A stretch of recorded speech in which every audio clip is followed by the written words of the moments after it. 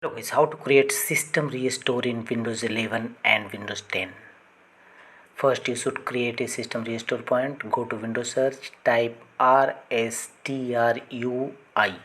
and open run command RSTRUI. Restore system files and settings page will open. System protection is turned off, so you should first turn on system protection. Go to the system protection, select Windows C and turn the toggle button on against system protection. Click on apply and then OK button.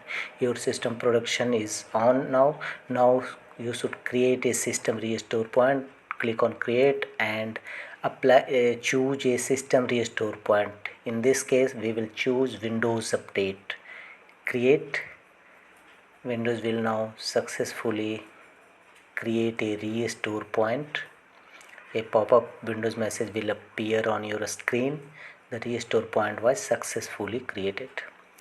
Close the window and again go to Windows search, type RSTRUI command and open run command.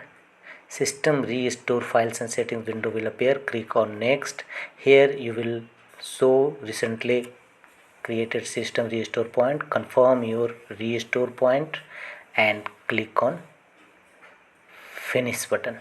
Your computer will be restored to the state it was in before the event in the description.